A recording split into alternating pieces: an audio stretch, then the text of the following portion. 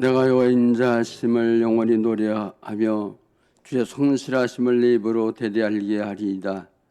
내가 말하길 인자하심이 영원히 쓰으시며 주의 성실하심을 하늘에 견고히 하시리이다. 아멘. 하나님 아버지 은혜를 감사드립니다. 우리 이 저녁에도 주님 전에 모였습니다. 하나님 앞에 가장 아름다운 예배로 영광을 돌리길 원합니다.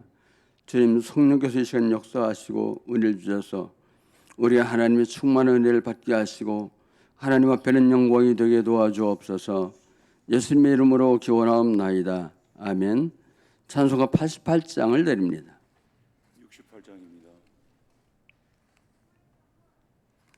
68장입니다. 68장.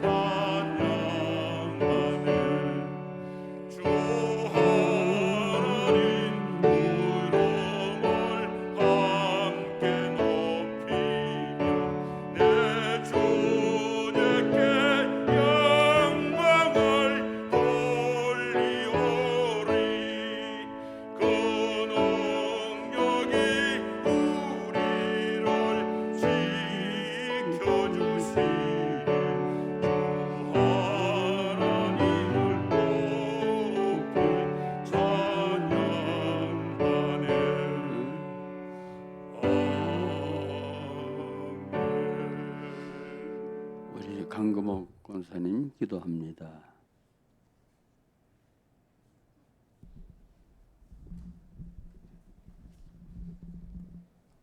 흉흉한 가운데서도 평안을 허락하신 주님 은혜를 감사합니다. 그동안 우리가 찬양했던 시간들이, 예배했던 모든 시간들이 당연한 것으로만 알았던 모든 것들이 주님의 은혜였던 것을 다시 한번 깨닫게 됩니다. 주님, 이 시간 저희들이 예배하는 가운데 하나님 다시 한번 주님을 만날 수 있는 귀한 시간들이 되기를 소망합니다. 하나님, 세상은 정말 너무 흉흉하며 전쟁이 다가오는 이때에 하나님, 우리는 무엇을 어떻게 해야 될지 주님 앞에 한번 고백하는 귀한 시간이 되었으면 합니다. 하나님, 다윗의 물맷돌을 통하여서 일하신 하나님, 정말 우리 코앞에 다가온 이 이슬람 문화를 우리는 무엇으로 대적할 것인지 하나님 앞에 기도하는 시간들이 되게 하여 주시옵소서. 하나님, 저희들 앞에 닥쳐진 모든 시간들이 하나님, 우리가 지금까지 평생에 가졌던 물맷돌을 통하여서 하나님, 주의 나라와 교회와 우리 다음 세대를 향하여서 어떻게 할 것인지, 어떤 용기를 낼 것인지 주님 앞에 간절히 기도하는 귀한 시간들이 되기를 원합니다. 하나님, 그래서 교회가 달라지며 성도들이 변화하며 하나님, 예배가 변화하여서 우리들의 삶 속에서 예수 그리스도를 다시 한번 만나는 귀한 시간들이 다가오게 하여 주시옵소서. 오늘도 말씀을 듣습니다. 하나님, 귀한 말씀을 들을 때마다 하나님, 우리의 움츠려졌던 육체와 우리의 영혼이 다시 한번 깨어지게 하여 주시옵시고, 말씀을 전하신 목사님 위에 강건함으로 하나님께서 붙잡아 주시옵소서. 오늘 예배 가운데 함께 하실 줄 믿사오며 예수님 이름으로 기도합니다. 아멘.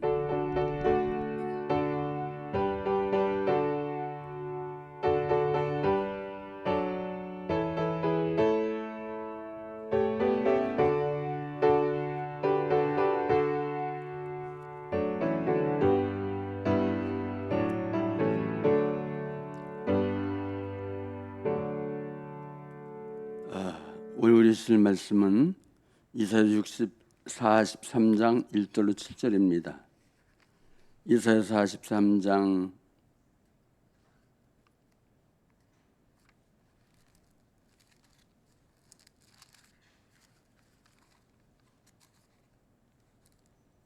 우리 서로 교독합니다.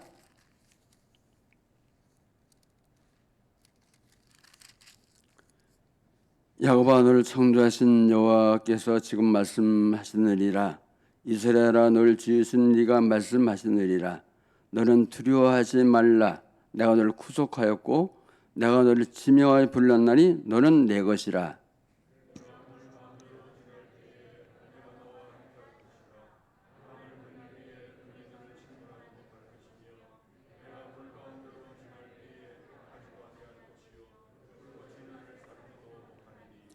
대전한 여호와 네 하나님이요 이스라엘의 거룩한 이요 네 구원자이라. 내가 애굽을 너의 속량물로 구서 스바를 너의 대신하여 주었노라.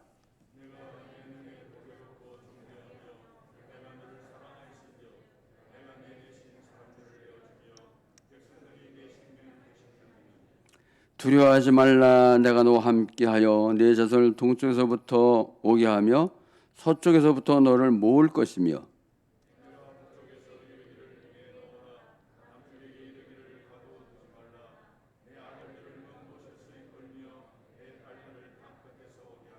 칠절 말씀 같이 봅니다. 시작. 내 이름으로 불려지는 모든 자 곧 내가 내 영광을 위하여 창조한 자를 오게 하라. 그를 내가 지었고 그를 내가 만들었느니라. 아멘. 우리 김태형 목사님이 우리 말씀을 전합니다.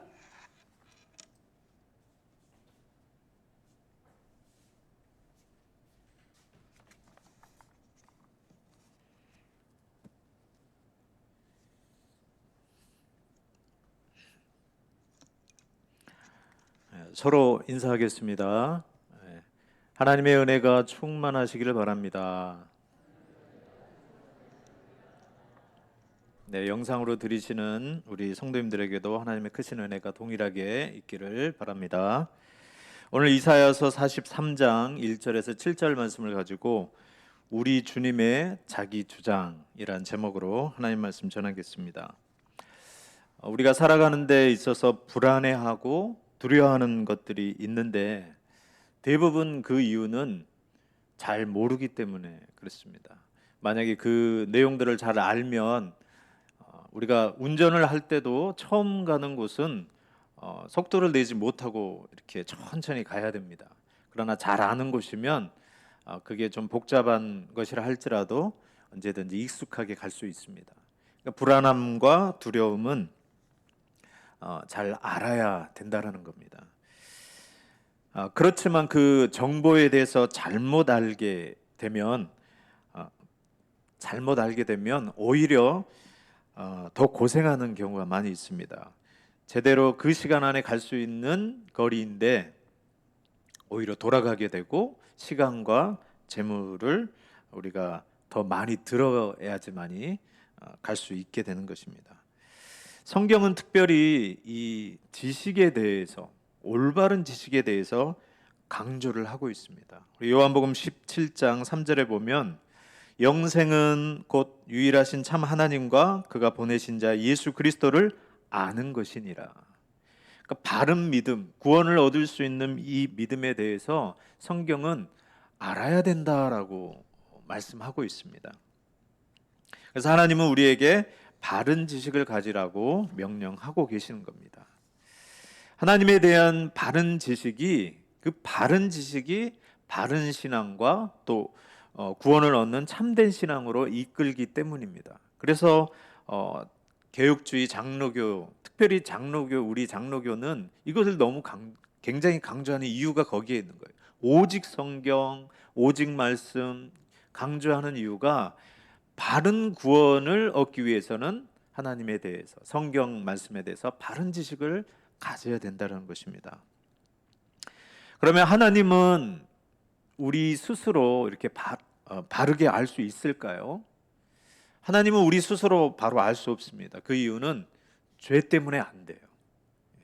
죄 때문에 바로 알 수 있는 자가 한 명도 없는 것입니다.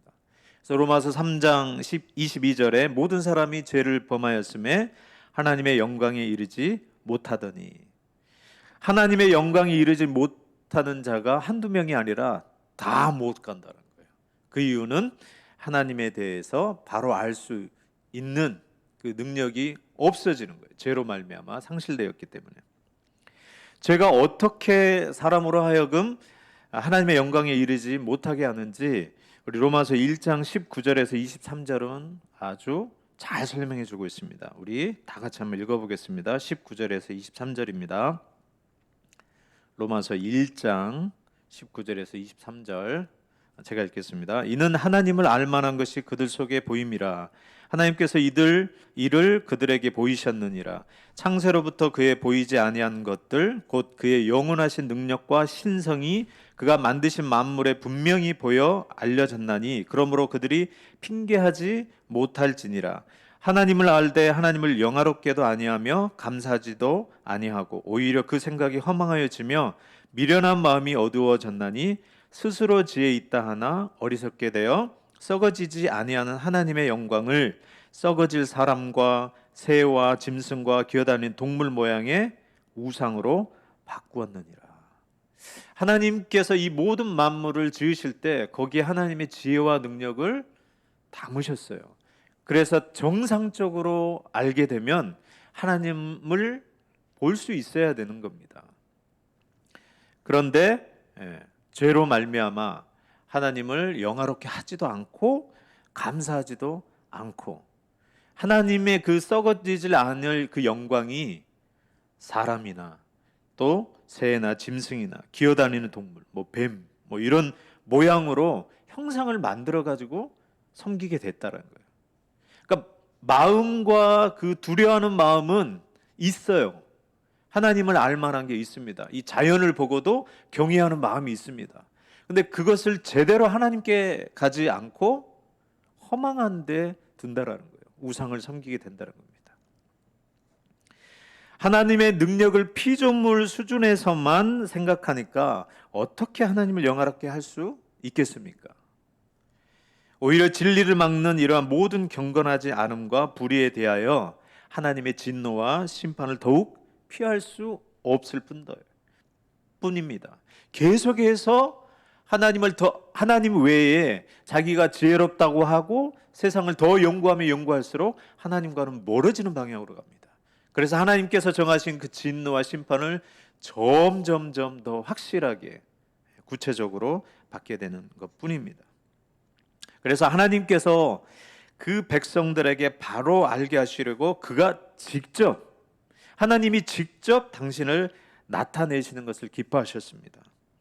그래서 전에는 하나님께서 직접 말씀하셨어요.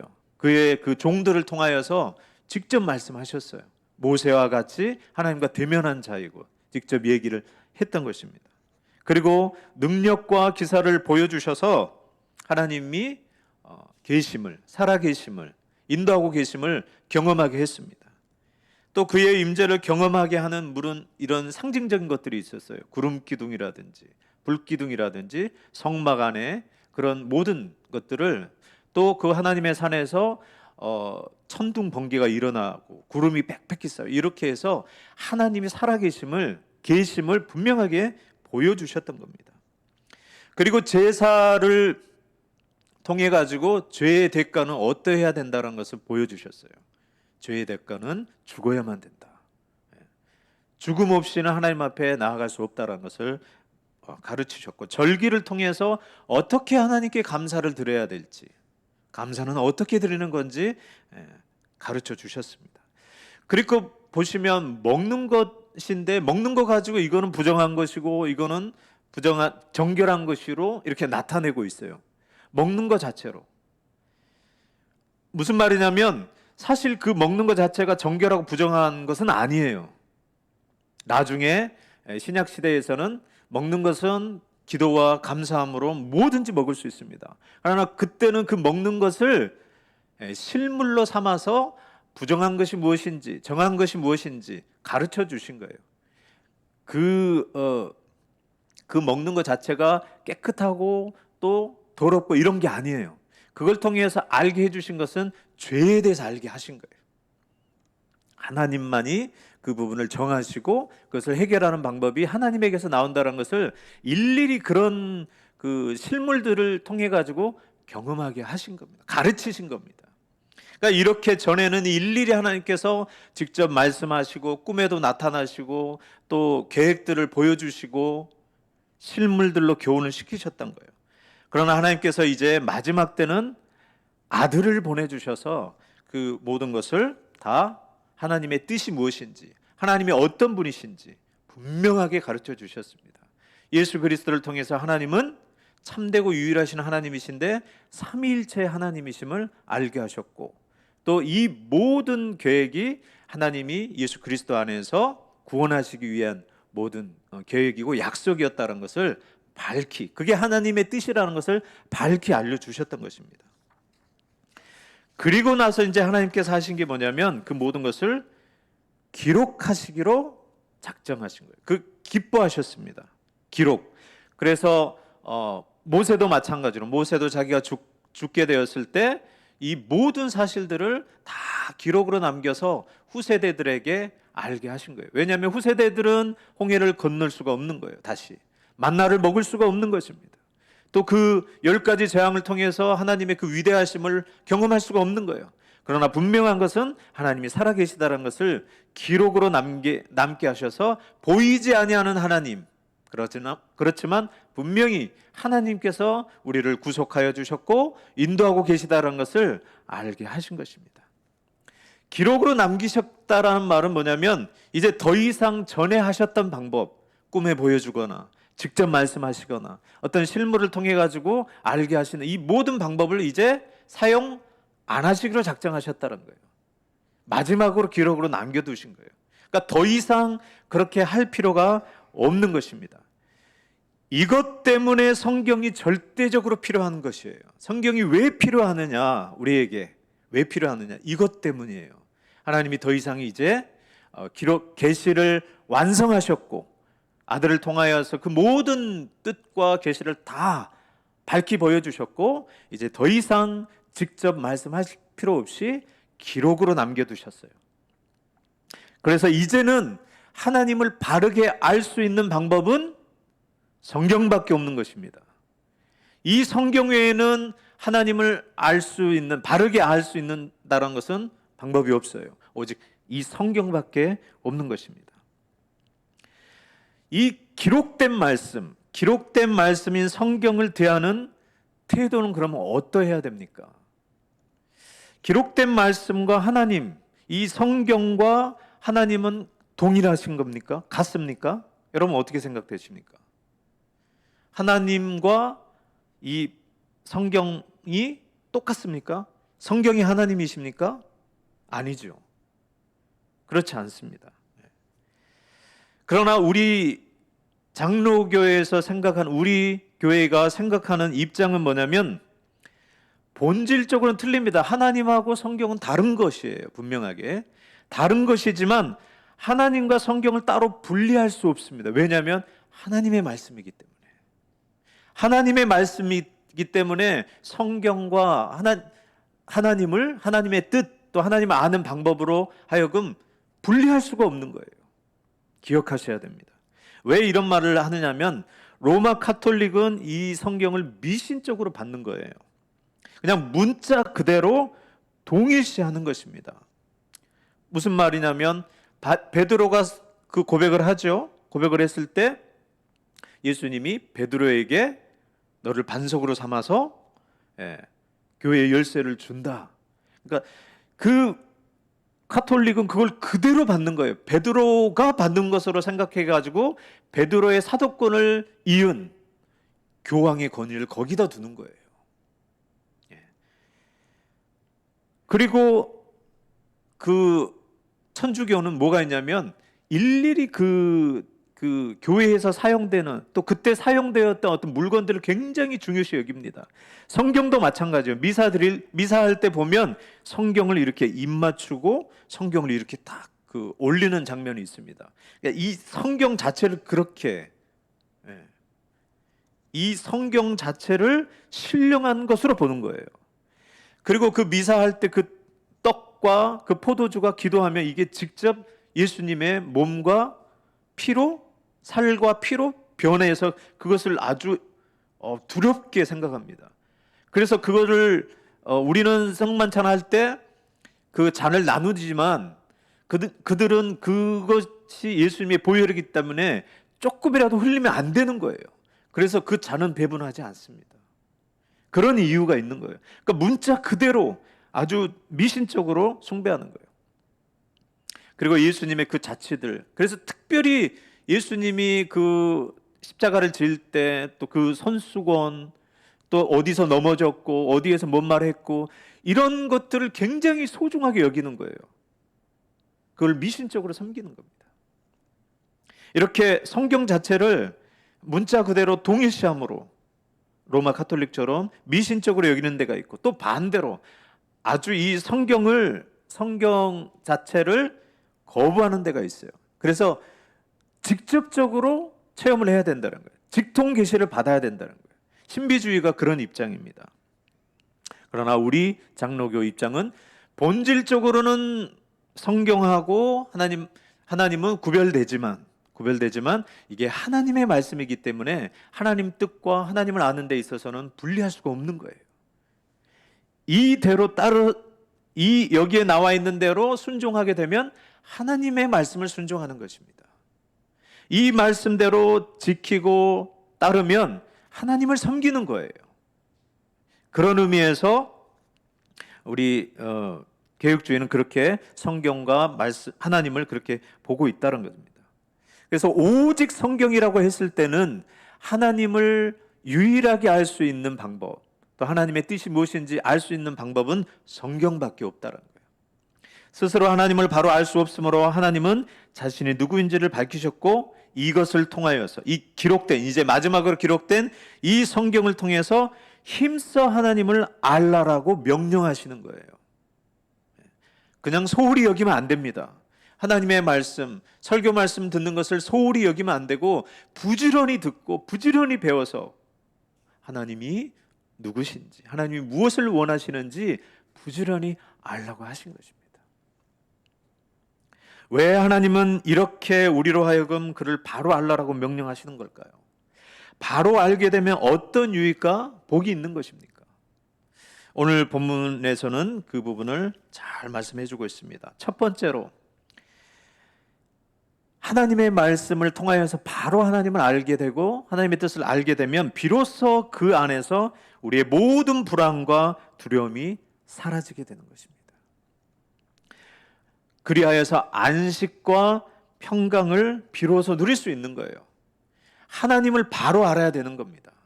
그래야지 거기에 합당한 은혜와 평강과 그 죄로 인해서 하나님으로부터 오는 심판과 진노를 벗어날 수 있는 유일한 바른 길을 하나님 말씀을 통해서 알 수가 있는 거예요. 어설프게 알게 되면, 확실하게 하나님이 그 알려주신 구원의 방법을 알지 못하면, 잘못 알게 되면 죽을 때까지 확신을 갖지 못합니다. 하나님의 은혜로 구원받았다라고 하는 것을 몇 번이나 들었는데 정확하게 알지 않으면 계속해서 고민하는 거예요. 이 평강은 세상이 결코 만들 수 없고 하나님만 만들 수 있습니다. 그러므로 하나님만이 참된 구원과 안식을 주실 수 있기 때문에 하나님께서는 그렇게 주장하시는 거예요. 내게로 오라. 목마른 자들아, 돈 없는 자들아, 내게로 와서 값없이 돈 없이 내게서 사 먹어라. 내가 너희를 쉬게 하리라. 하나님만이 할 수 있는 주장이에요. 세상이 이 구원과 또 이 어려움으로부터 벗어날 수 있는 길을 어떻게 제시하고 있습니까? 제대로 제시하는 곳이 있습니까? 이 또한 지나가리라. 누구나 사람들은 다 그런 것을 겪기 때문에 그냥 지나가라. 이런 식으로 이야기하지 구체적으로 두려움과 그 어려움으로부터 벗어난 길을 제시하지 않습니다. 그러나 성경은, 하나님은 분명하게 제시를 하는 거예요. 두려워하지 말라고 분명하게 제시합니다. 세상에 누가 이렇게 주장할 수 있습니까? 오직 나 외에는 없다라고 하나님은 주장하시는 거예요. 세상에 오직 그만 하나님이심을 주장하는 것입니다. 하나님만이 그렇게 주장하실 수 있어요. 그래서 마태복음 14장 27절에 예수께서 즉시 이르시되 안심하라. 나니 내니 두려워하지 말라. 하나님이신 거예요. 예수님께서 하나님이신 것입니다. 그러므로 하나님처럼 이렇게 말씀하시고 있는 거예요. 오늘 본문을 한번 보시기 바랍니다. 야곱아 너를 창조하신 여호와께서 지금 말씀하시느니라. 이스라엘아 너를 지으신 이가 말씀하시니라. 너는 두려워하지 말라. 내가 너를 구속하였고 내가 너를 지명하여 불렀나니 너는 내 것이다. 내 것이다 너는. 내가 물 가운데로 지날 때에 내가 너와 함께 할 것이라. 강을 건널 때에 물이 너를 침몰하지 못할 것이며 내가 불 가운데로 지날 때에 타지도 아니할 것이요 불꽃이 너를 사르지도 못하리니 대저 나는 여호와 내 하나님이니라. 내 하나님이니라. 이스라엘의 거룩한 이요 내 구원자임이라. 내가 애굽을 너의 속량물로 구스와 스바를 너를 대신하여 주었노라. 내가 내 눈에 보배롭고 존귀하며 내가 너를 사랑하였은즉 내가 내 대신 사람들을 내어주며 백성들이 내 생명을 대신하리니 두려워하지 말라. 내가 너와 함께하여 내 자손을 동쪽에서부터 오게 하며 서쪽에서부터 너를 모을 것이며 내가 북쪽에게 이르기를 내놓으라. 남쪽에게 이르기를 가두어 두지 말라. 내 아들들을 먼 곳에서 이끌며 내 딸들을 땅끝에서 오게 하며. 하나님이 누구신지 분명하게 말씀하고 계십니다. 야곱아, 내가 너를 창조했다. 내가 너를 만들었다. 두려워하지 말아라. 내가 너를 구속하였다. 애굽과 구스를 속량물로 대신하여서 너를 대신하여서 그것들을 속량물로 주고 너를 내가 구속하였다. 두려워하지 말아라. 그 소유권을 주장하면서 북쪽에게 내놓으라. 남쪽에게 이르기를 가두어두지 말라. 내 아들이다. 내 딸이다. 이렇게 주장하시는 거예요. 성경이 말씀하시는 하나님이 어떤 분이십니까? 창조주이시요 구속주이시다는 거예요. 창조주와 구속주로서 우리의 주인 되심을 밝히 말씀하고 계십니다. 칼빈 장로교로 개혁가인 칼빈이 주장했던 게 믿음에 있어서 가장 중요한 부분이 지식이다. 바른 지식이다. 성경에서 말하는 대로 바른 지식이라고 말하면서 하나님을 알아야 되는데 두 가지로 알아야 된다. 하나님은 창조주 하나님이시고 구속주 하나님이심을 알아야지 바른 구원에 이를 수 있다는 거예요. 오늘 본문이 성경이 말씀하고 있는 부분입니다. 우리 주님으로서 창조주이신 우리를 만드셨기 때문에 우리를 죄 가운데서 구속하여 주셨기 때문에 하나님께서 우리의 주인으로서 우리를 소유하신다라는 거예요. 그럼으로써 주장하시는 거예요. 당신을 바로 그렇게 알아야지만이 너희가 불안하지 않고 두려워하지 않을 수 있다는 거예요. 참된 평강을 얻을 수 있다는 겁니다. 하나님께서 이것을 알려주시려고 기록하셨다는 거예요. 그래서 이 기록한 걸 어떻게 하라고 합니까? 달려가면서도 읽을 수 있도록 해라. 어떻게 우리가 달려가면서 이걸 읽을 수 있습니까? 그 말은 늘 갖고 다니라는 거예요. 늘 몸에 지니고 읽고 이 율법을 또 하나님의 왕들에게도 그렇게 명령하신 게 늘 읽으면서 백성들을 올바로 인도하라.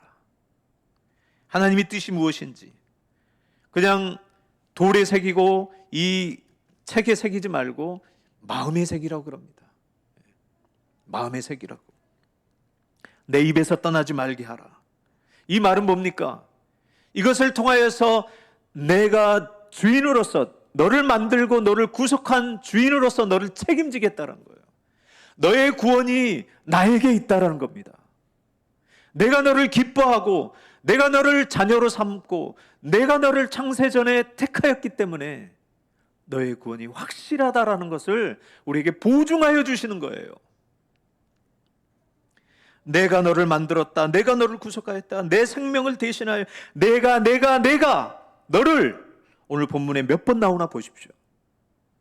하나님과 우리의 관계를 분명하게 하나님께서 규명하고 계시는 거예요. 너는 내 것이다. 기억하시기 바랍니다. 바른 신앙과 바른 믿음 가운데서 우리가 하나님을 바로 섬길 수 있는 것입니다. 소유권을 주장하고 계세요. 너는 내 것이라. 첫 번째는 창조주로서 우리의 존재가 지금 우리가 그냥 이렇게 있는 게 아닙니다.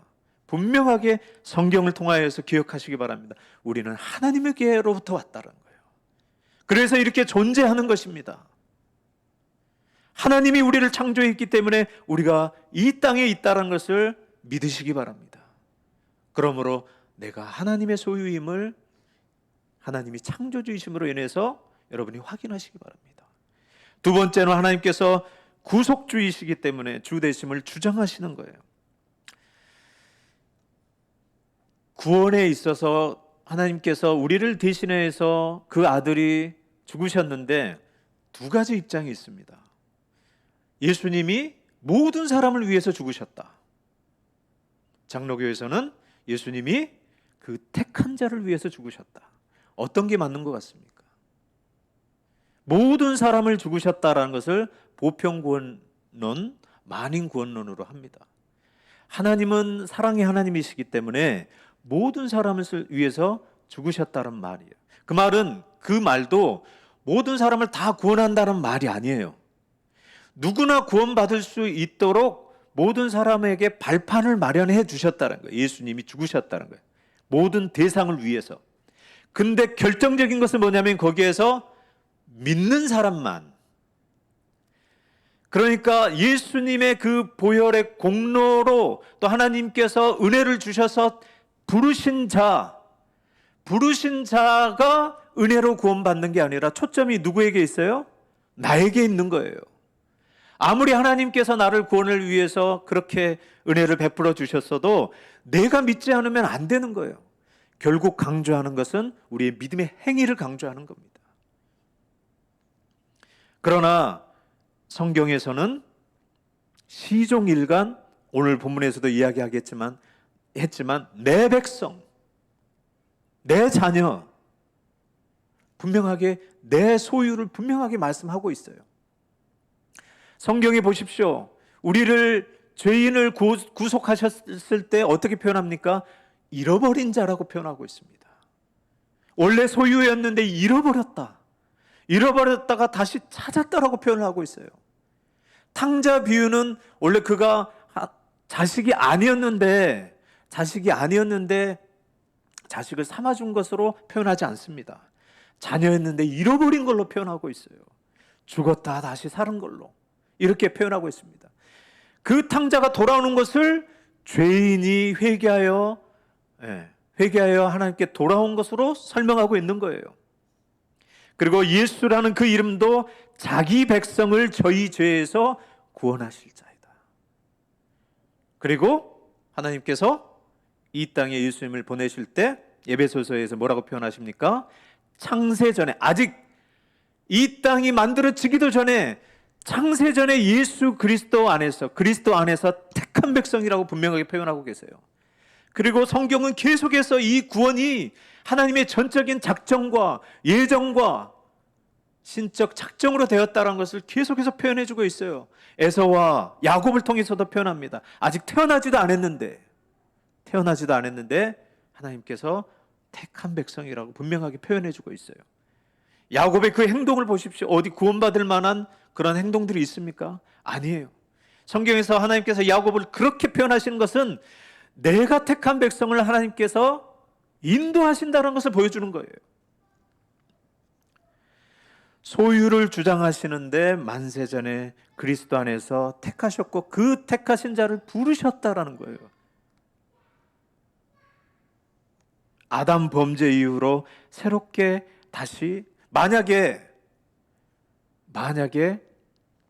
창세전에부터 택하지 않았고 그렇다면 아담이 타락했을 때 어떻게 하셨을까요? 그냥 다시 세상을 다시 만들면 됩니다. 굳이 이 세상을 유지할 필요가 없는 거예요. 그러나 창세전에 하나님이 택한 백성이 있기 때문에 하나님께서 포기하시지 않은 것으로 표현하고 있어요. 내 자녀를 어떻게 내가 잊어버리겠느냐? 어떻게 내 자녀를 잃어버리겠느냐? 인간 엄마는 10달 동안 그 자녀를 품어서 태어나게 하지만 그 자녀도 잊어버리는 경우가 있다는 거예요. 사람은. 그러나 나는 그렇지 않다. 나는 너희를 처음부터 하나님께서 백성으로 선택하시고 만드시고 조성하셨다는 것을 기억하시기 바랍니다. 창조주로서, 구속주로서 분명하게 우리의 소유를 주장하고 계시는 거예요. 내가 너 아버지다. 내가 너의 아버지다. 내가 너의 주다. 내가 주다. 그러므로 두려워하지 말아라. 두려워하지 말라는 근거가 어디에 있어요? 이 하나님을 바로 아는 거. 여기에 있는 거예요. 하나님이 왜 당신의 독생자를 그 비참한 죽음에 이르기까지 하셔야 됩니까? 왜 하셔야 되죠? 성경은 말씀하고 있습니다. 내 새끼니까. 내 택한 백성이고 내가 만든 내 백성이고 내 자녀이기 때문에 내 목숨을 주고서라도 바꾸시겠다는 거예요. 대속해 주시겠다는 거예요. 기억하시기 바랍니다. 그것으로 하나님께서 주장하고 계시는 거예요. 내가 너를 만든 창조주로서, 내가 너를 구속한 구속주로서 내가 주장하시는 거예요. 너는 내 것이다. 너는 내 것이다. 두려워하지 말아라. 그렇게 표현하시고 있고요. 두 번째로 하나님을 바로 알게 되면 비로소 바른 예배와 감사를 드릴 수 있는 것입니다. 그 전에는 가능성도 없어요. 주님 성령께서 우리를 복음을 통하여서 부르시기 전까지는요, 우리가 먼저 회개하거나 이 하나님의 자녀가 되기 위해서 준비할 수 있는 게 없습니다. 복음이 들어가지 않으면, 이 복음이 들어가지 않으면 결코 우리가 스스로 하나님을 먼저 회개하고 하나님께 돌아오지 않는다는 것을 기억하셔야 됩니다. 만약에 내가 지금 하나님을 믿고 있다는 것은 뭐예요? 하나님께서 불러주신 것이고 하나님께서 인도해 주셨기 때문에 복음으로 인해서 우리가 구원받고 우리가 비로소 하나님을 아버지로 부르고 하나님을 어떻게 섬겨야 될까? 하나님을 위해서 어떻게 살아야 될까? 바른 마음이 생기는 겁니다. 하나님을 창조주로 구속주로 알고 내 인생의 주인이심을 알게 되면 비로소 내 인생의 방향이 바뀌어지는 것입니다. 하나님 중심으로 살아가게 되는 거예요, 이제.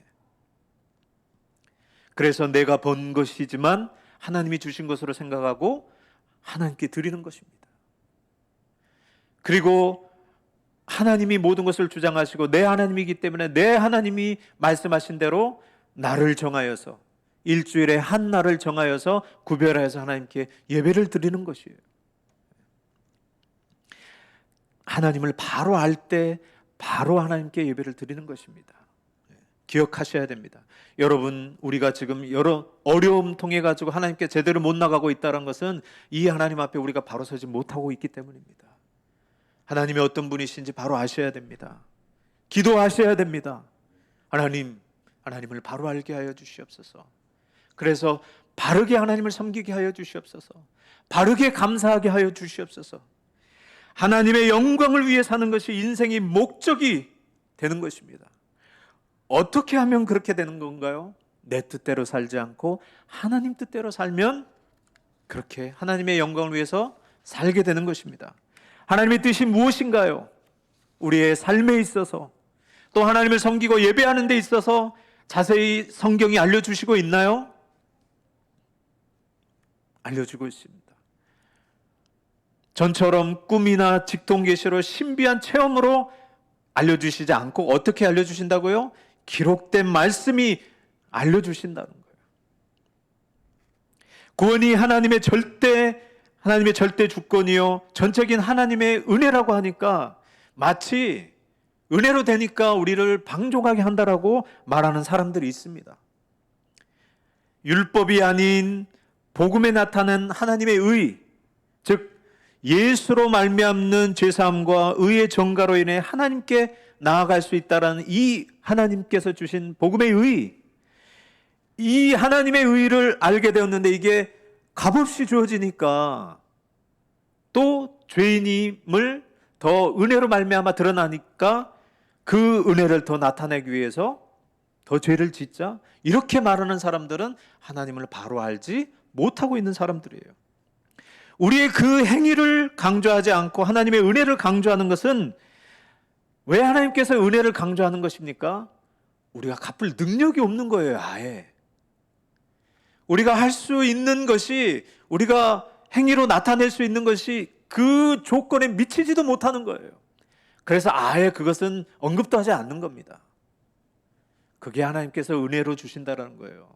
믿음으로 된다라는 말이 우리에게는 가능성이 전혀 없고, 이 어마어마한 것을 하나님께서 값없이 주시고 구속하신다는 것을 그렇게 표현하시는 거예요. 은혜이니까 마음대로 살라라는 그런 의미가 아니라는 거예요. 차마 우리의 모든 행위들이 하나님 앞에 조금이라도 갖고 나갈 수 있는 그런 모습이 아니라는 것을 분명하게 성경은 그렇게 표현하고 있는 거예요. 하나님의 은혜가 아니고서는, 믿음이 아니고서는 하나님의 그 전적인 은혜를 받을 수 없다라고 성경은 그렇게 못 받고 있는 것입니다. 우리의 행위를 그런데 우리의 이 죄성은 어떻게 됩니까? 그 하나님의 은혜를, 그 호의를 악용하고 있는 거예요.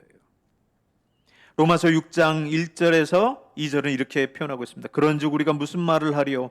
은혜를 더하게 하려고 죄에 거하겠느냐? 그럴 수 없느니라. 죄에 대하여 죽은 우리가 어찌 그 가운데 더 살리요? 은혜를 바로 알게 되면 이렇게 되는 거예요. 어찌 그 죄로 말미암아 하나님과 원수되었는데 그것을 또 갈 수 있겠느냐? 말도 안 된다라는 거예요. 우리는 그래서 이제 죄에 대해서는 죽는 것이고 하나님에 대해서는 더욱 살아야 하는 것입니다. 그게 우리를 구속하신 이유이고 창조의 본 목적입니다. 오늘 그래서 7절에, 오늘 7절 한번 보시기 바랍니다.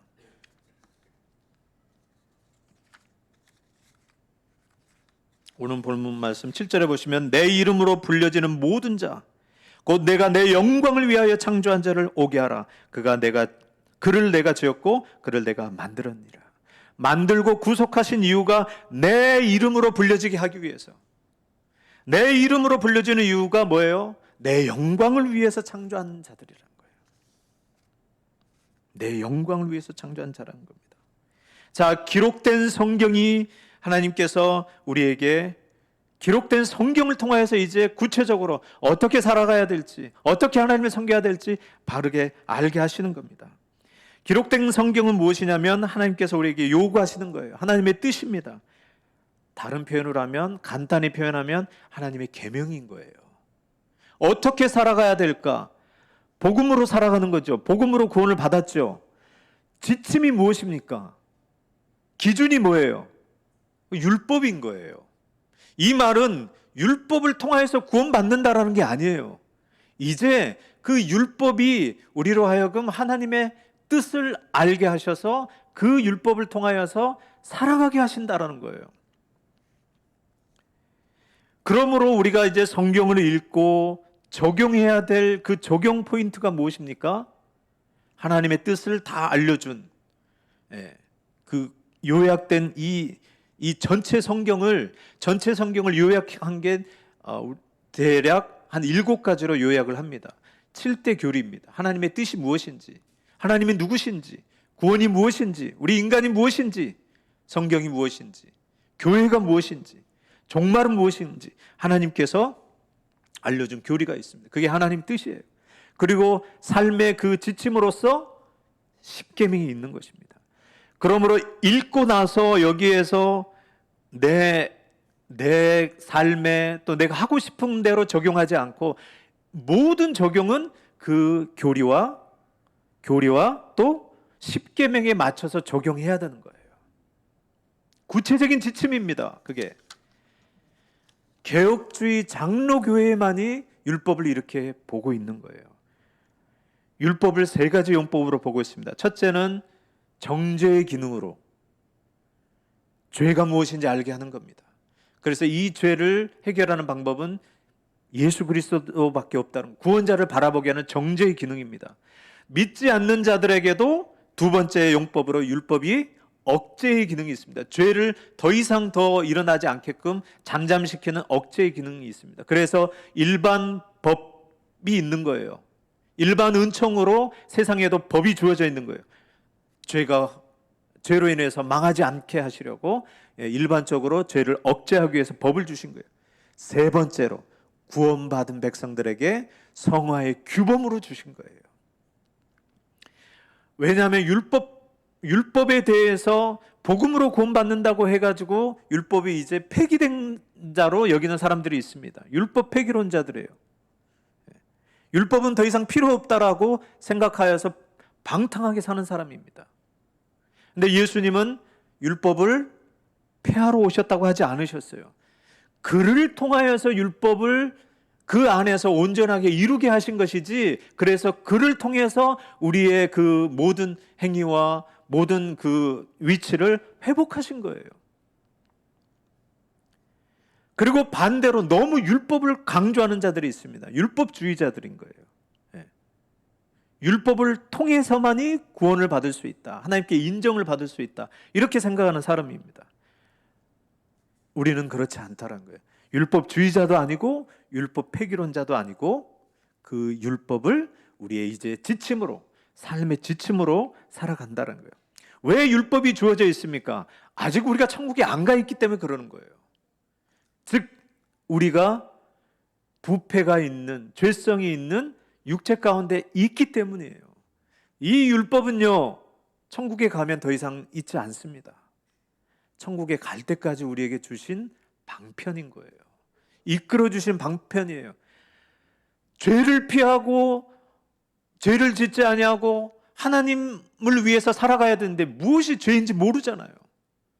그래서 이 율법을 통해서 무엇이 죄인지 낱낱이 가르쳐 주신 거예요.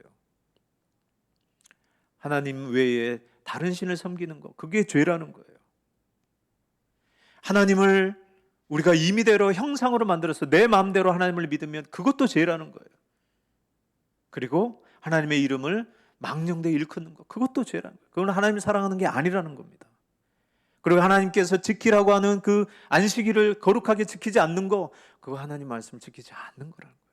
이렇게 규범으로 분명하게 가르쳐 주셨어요.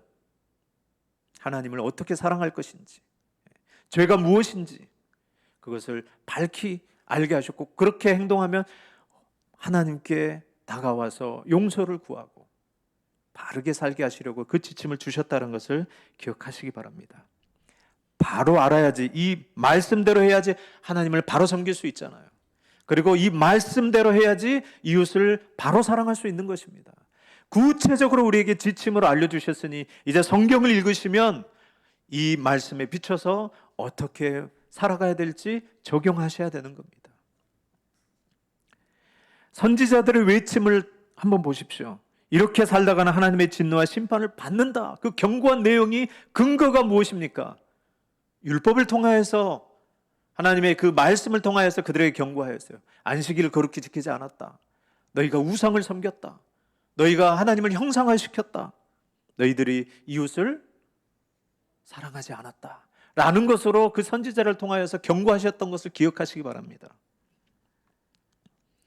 십계명과 7대 교리를 통하여서 하나님의 뜻이 무엇인지 밝히 알고 있다는 것을 기억하시기 바랍니다. 환상 그런 거 아니에요. 부지런히 읽고 주의 말씀 강단에서 선포되는 설교를 바르게 선포되는 이 설교, 또 바르게 집행되는 그 성례를 통하여서 그게 하나님의 은혜로 우리가 직접 받는 겁니다. 실제적으로 그걸 통해서 하나님을 만나는 것이고 하나님을 섬기게 되는 것이에요. 이 하나님과 그의 뜻을 바로 알지 못함으로 우리가 명령대로 살지 못한다는 것, 이제 이 구속된 백성들의 행동 지침이라는 것을 기억하시기 바랍니다. 이제 이 기록된 하나님의 말씀을 통해 하나님을 올바로 섬겨야 되는 게 우리의 존재 이유, 목적인 것입니다. 하나님은 우리의 창조주로서, 우리의 구속주로서 우리에게 바른 예배와 이웃사랑을 요구하고 계십니다. 우리는 하나님 없이는 존재도 못하는 자들입니다. 믿지 않는 자들은 그 영원한 심판이 예비되어 있지만 여러분 기억하셔야 돼요. 지금 우리가 이렇게 살고 있는 것, 은혜의 시대에 살고 있는 것입니다. 코로나로 지금 우리가 예배를 못 드리고 있지만 기억하셔야 돼요. 직접적으로 삶이 왔다 갔다 하지 않는다는 거예요. 우리에게 지금 하나님께서 말씀하고 계시는 거예요. 실제적으로 우리가 목숨을 내놓을 정도로 지금 그런 상황은 아닙니다. 우리가 잘 기억해야 됩니다. 하나님 말씀에 다시 돌아가야 되고 하나님께 더 우리가 집중해야 되고 하나님을 바로 섬기는 데 있어서 우리가 이 말씀을 통해서 돌아가야 되는 겁니다. 그리고 반드시 얻는 평안과 그 안식은 하나님을 창조주로 섬길 때, 또 구속주로 바로 할 때 우리의 모든 평안과 안식이 있다는 것을 기억하시기 바랍니다. 기억하셔야 돼요. 종말은 언제든지 우리에게 예비되어 있습니다. 오늘이라도 걷어가시면 우리는 종말인 거예요. 그러나 우리에게 기회를 주시고 시간을 주신다는 것을 여러분 감사하십시오. 감사하셔야 됩니다. 있어야지 감사하고 또 건강해야지 감사하고 그게 아니에요. 지금 이 자체가 감사할 내용이라는 것. 지금 우리가 이렇게 하나님 앞에서 하나님의 이름을 높이고 하나님을 아버지로 섬기고 주의 도우심을 구하는 이 자체가 지금 은혜를 받고 있다는 것, 도우시고 붙드시고 있다는 것을 기억하시기 바랍니다. 그의 자녀됨으로 인해서 그는 우리에게 모든 것을 주셨습니다. 그렇게 복음 하는 것은 은혜를 값싸게 생각하라는 것이 아니라 하나님의 이 놀라운 통치와 섭리 가운데 살고 있음을 나타내신다는 것을 기억하시기 바랍니다. 말씀을 통하여 죄에 대해서는 이제 더욱 죽고 의에 대해서는 더욱 사시는 복된 인생 되시기를 주의 이름으로 축원합니다. 기도하겠습니다. 하나님 아버지, 우리는 복된 자임을 믿습니다. 죄로 말미암아 죽었던 저희들을 창세전에 그리스도 안에서 우리를 택하여 주시고 때가 돼서 우리를 불러주시고 우리를 구속하여 주시니 감사드립니다. 하나님은 분명하게 우리에게 말씀하고 있습니다. 너는 내 것이다.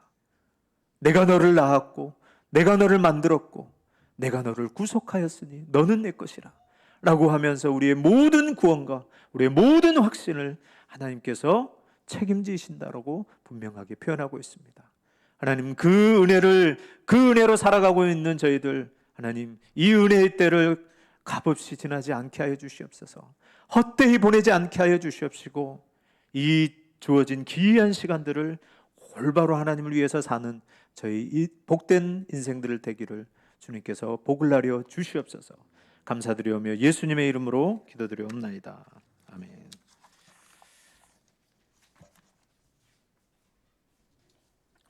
찬송가 부릅니다.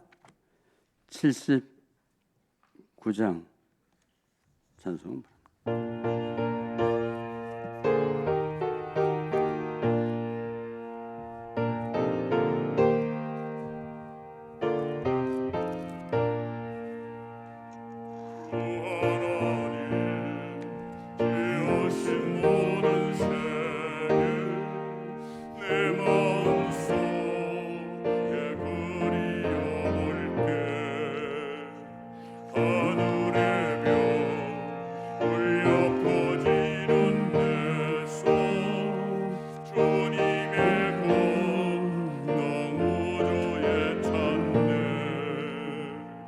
주님의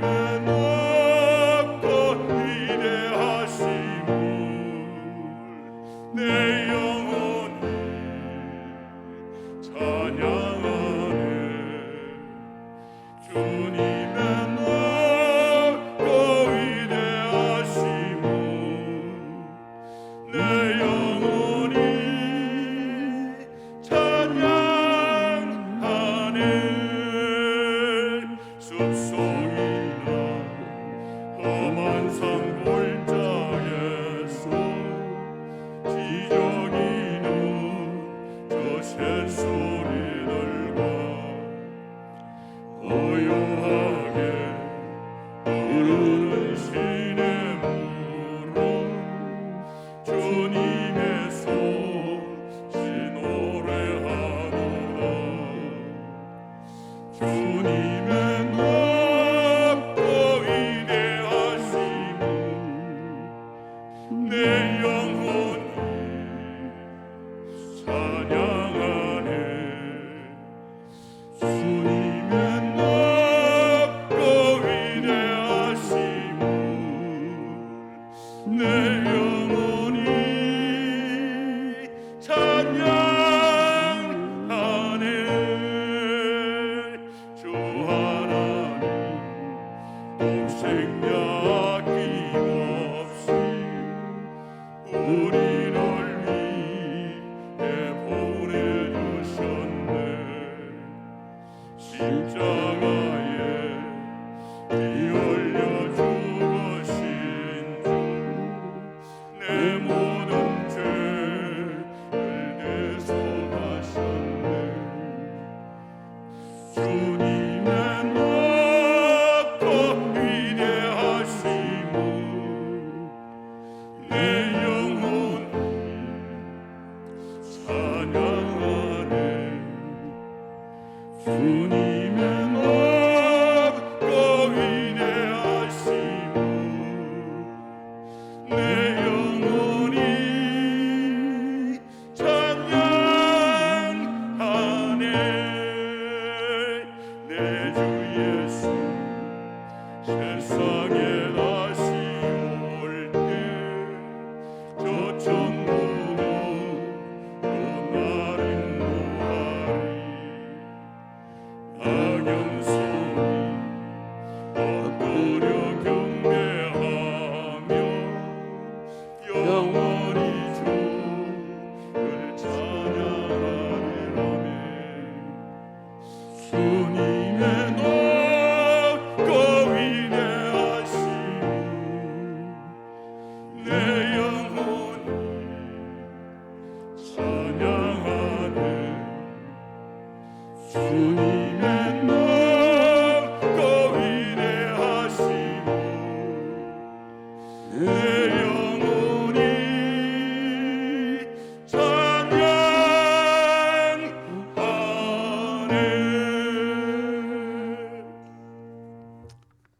광고 말씀을 드립니다. 우리 1부, 2부로 드리는데 여러분 기억하시고 9시 반, 11시 그 목장별로 연락해서 잘 못 나오신 분들은 꼭 같이 우리 같이 예배를 드릴 수 있게 그렇게 여러분 해주시길 바랍니다.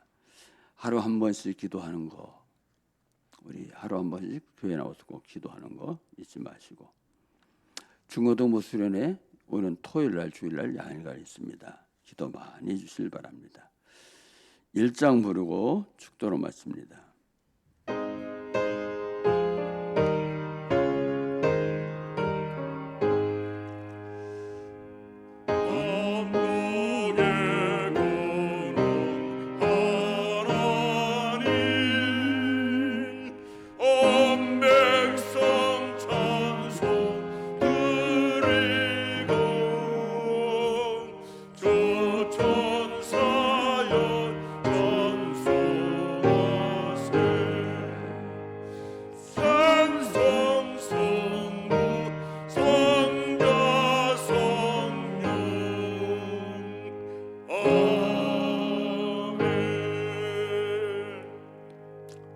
지금은 우리를 위하여 이 땅에 오셔서 물과 피를 흘리시고 우리를 구속해 주신 우리 주 예수 그리스도의 은혜와 하나님의 그 크신 사랑하심과 성령 하나님의 감동, 교통, 충만 역사하심이 우리 모든 믿음의 식구들 머리 위에와 저들의 가정과 하는 생업과 이 나라 민족과 전 세계 위에 이제로부터 영원토록 함께 있을지어다.